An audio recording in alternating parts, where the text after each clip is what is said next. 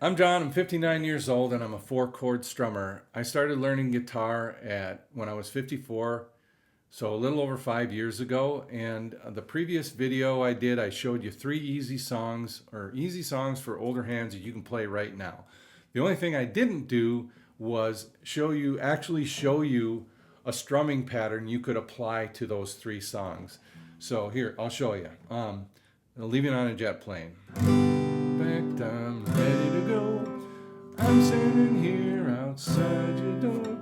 I hate to wake you up and say goodbye. So that sounds pretty good. Just basic down strums on that. Pretty musical. But check this out.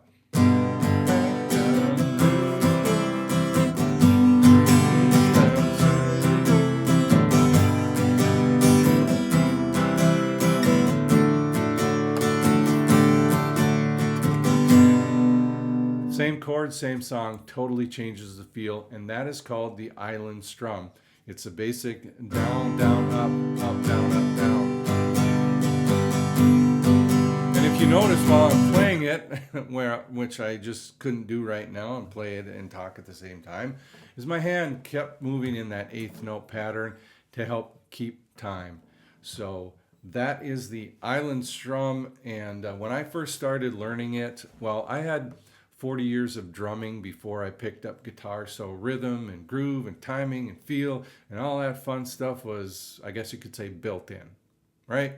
So when I went to learning this and learning that strum pattern, it was pretty natural for me, but I did have to work at it a little bit to get it. And then I'm not saying that I have it perfected, because I strum the strings pretty hard. I'm trying to lighten up on my touch on the strings.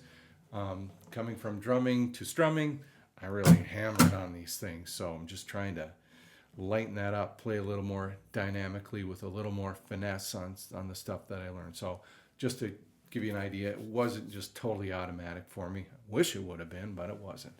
So again, so here you got just basic strumming. You're going from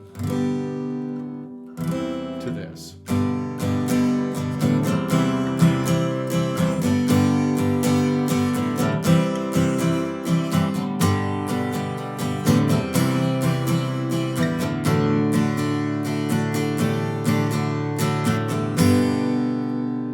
Nice. Okay, so how do you develop that? Well, I have four different points and maybe a fifth one. It's not really a fifth point, but something else I want to recommend you do when you learn something. But anyway, these four tips I think are going to help you develop that strumming pattern. And these are things that I worked on. Some of them, well, I'll explain as I go, right? Because I don't want to like show you something, oh, you have to do this, and I did this, and oh, this is how I learned it. Well, kind of, sort of. The first one is to mute the strings. So take your fretting hand and just hold it down on the strings, and then play that strumming pattern. Down, down, up, down, up. My hand keeps going in that eighth note. 1 and 2 and 3 and 4 and 1 and 2 and 3 and 4 and as a former drummer, or drummer I should say, this is what I hear.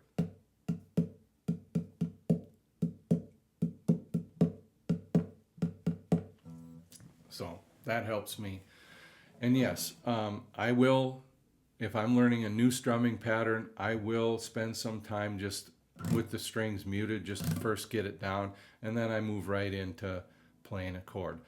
But the second thing is to say the strumming pattern as you're doing it, right? So the strumming pattern, no, not. Sometimes I think I'm funny, but I'm really not. Okay, here we go. Down, down, up, down, down, up, down, down, up, down, up. And that just reinforces it in your mind, right? You kind of know that. Okay. The third thing then is to add a chord.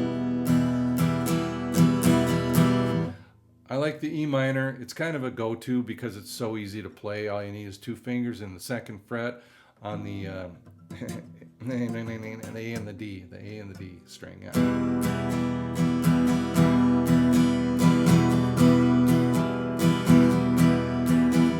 if you don't like that feeling that you get from that sound, play a happy chord like a C major.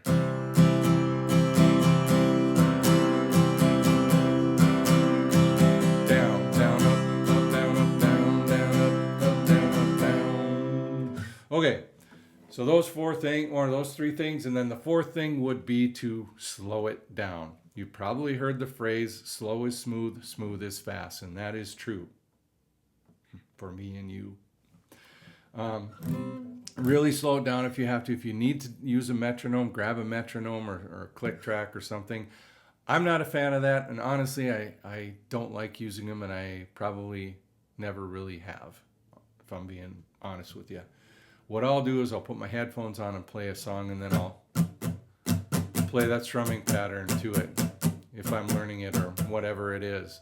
And I'll use that as my metronome, and then I kind of get the feel and all that stuff. But so those are the four things, and then I guess, I don't know if you want to call this the fifth point or the bonus, and I think this is incredibly helpful. When you learn something, it's kind of embarrassing, it's humbling, but it's a real good way to learn to get to improve.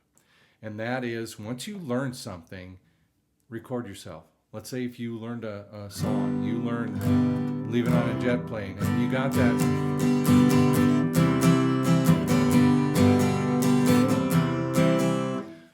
Turn the phone on, video yourself, and watch it back. And then you can look at how you sound. Yeah, you'll have to get over the initial, like, oh, that was bad. You get over that part, you get over the being humiliated, and then you move forward. But it is very, very helpful. So that's it. That is the Island Strum, and you can apply that. What were the three songs in the previous videos? Horse with No Name. Whoops.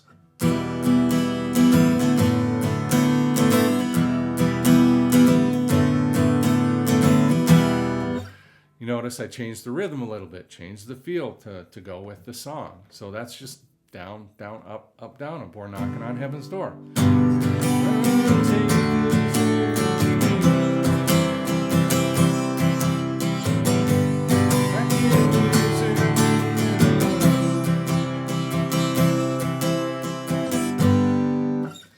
There you go. That's the Island Strum pattern. You're going to go from playing simple chords to making music, and that strumming pattern can be applied to a lot more songs than just those three. It's just a matter of changing the rhythm a little bit and the feel of the song as you strum it. If you have a comment to leave, feel free to share. If you got any advice or tips, advice, kind of the same thing, or if you got a story to share, or if you're just starting out, or if you just learned this and how much are you loving it? This is a great instrument. It's fun to play. It's fun to learn. You can do so much. That's it. I'm John. I'm 59 years old. I'm a 4-chord strummer. And if you made it this far, thank you very much for watching this video, and I hope you have a really good day. See ya.